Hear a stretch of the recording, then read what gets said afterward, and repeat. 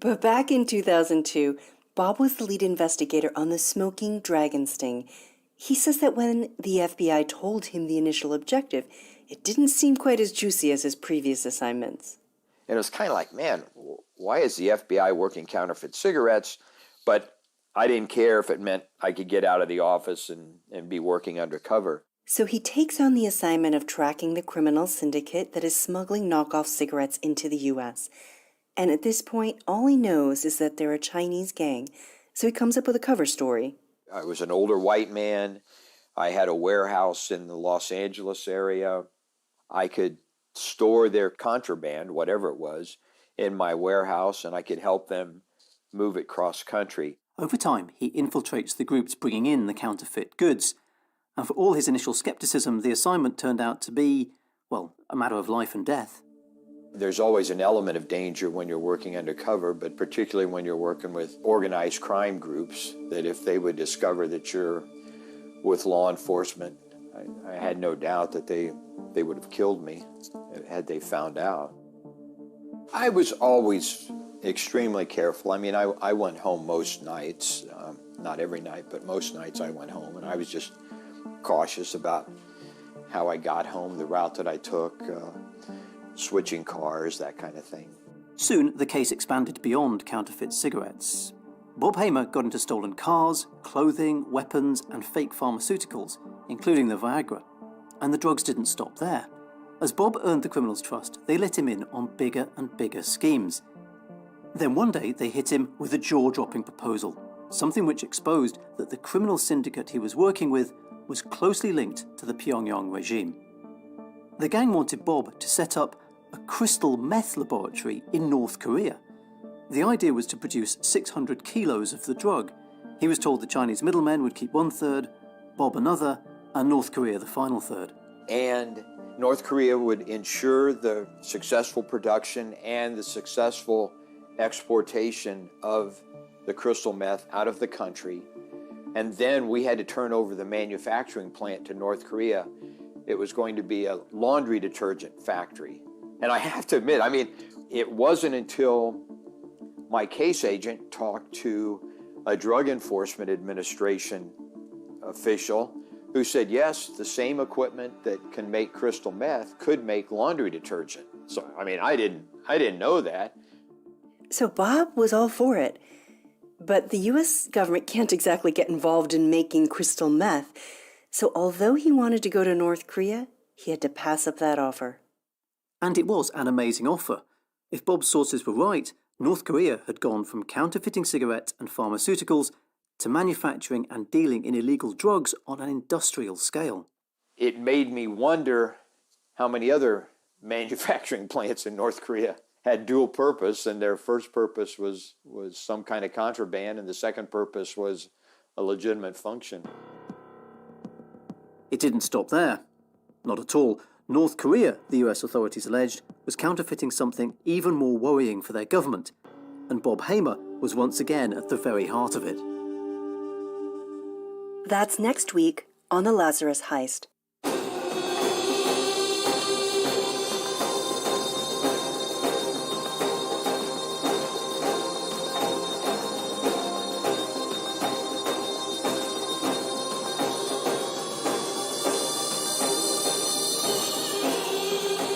The Lazarus Heist is presented by me, Jean Lee, and my co-host, Jeff White. Our producer is Estelle Doyle. You can hear much more about the story in our podcast. Search for The Lazarus Heist, wherever you get your podcasts, and if your podcast app allows it, please do leave us a rating and a review. It really helps us.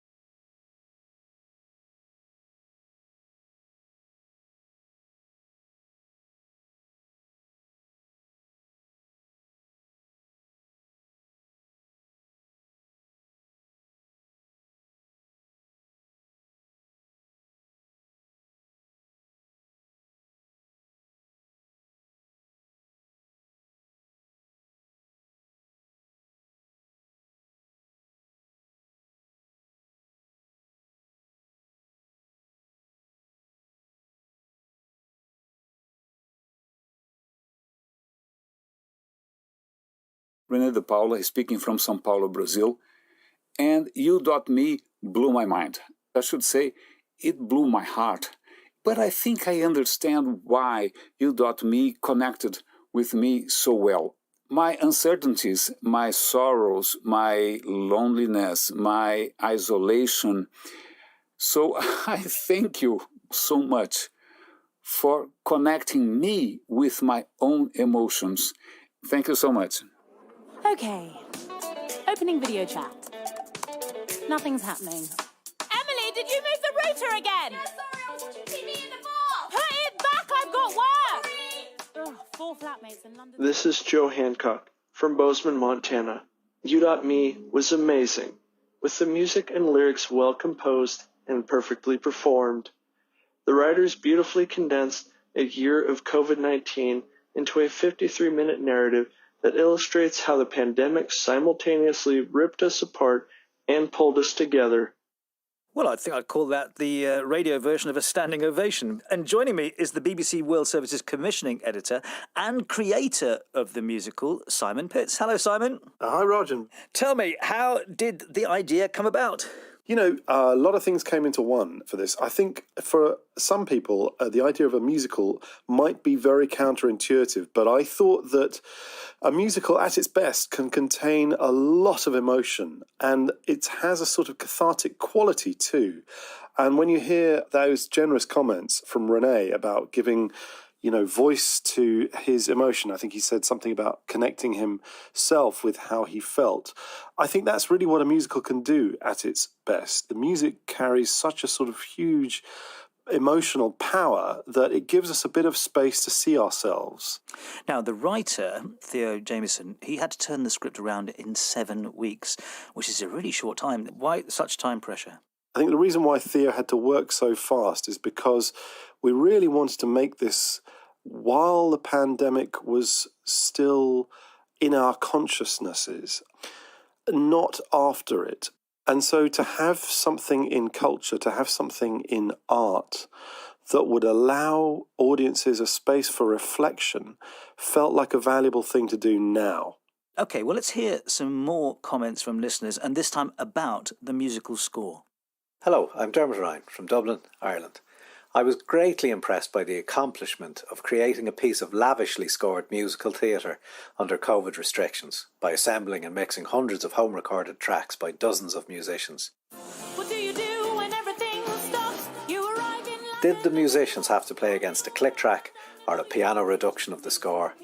And how difficult was it to get parts recorded under such different conditions to sound clean, uniform and balanced? The life that you want is on hold till a year or later feels like you stepped on an out-of-service escalator. All the time Hello, over to you. This is James calling from Qatar. How did you manage to get the orchestra to sound so good? Everyone sounded so balanced. It was as if everyone was recording in the same room rather than from home. How did you manage to blend all the separate string players from their individual home microphones to sound like one complete orchestra? So how do you answer our listeners, Dermot and James? How did you do it? You can imagine every single performer, violinist, cellist, were performing at home or in their garage. Some people have very well thought through kind of audio setups at home. Some people don't. Some people have dogs barking. A violinist told me that there was construction work in the house next door to her, and she ran over to the builders and said, "Excuse me, what time are you finishing so that I can record my part so that there's no drilling and banging in the background?" And then Steve Levine, the music producer, has to thread everything back together again with the help of the BBC Philharmonic. But I mean, it's just a work of great labour, ultimately, of putting together track on top of track and then sort of cleaning it using audio technology software to make sure that the sort of background noises aren't massively audible. Simon Pitts, thank you very much indeed. Thanks, Rajan. And with that, it's time to say goodbye. I'm Rajan Datta, the producer is Howard Shannon, and we'll be back with more of your feedback at the same time next week.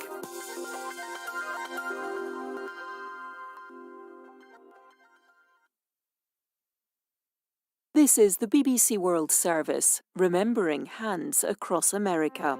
In 1986, 6.5 million people joined hands to form a human chain across the United States. The biggest mistake I made was thinking that the end goal was raising $50 million. Join me, Alex Krotowski, as I uncover the story behind the event. Reaching back to Hands Across America, Tuesday at 8 and 19 GMT. And at bbcworldservice.com, Crowd Science. You're a bit of a star, in the best possible way, which is, of course, in the scientifically accurate way. Crowd Science is on a quest to uncover the history of the atoms that make us. Where have they been, and what did they get up to before being part of our bodies? This is the BBC World Service, the world's radio station.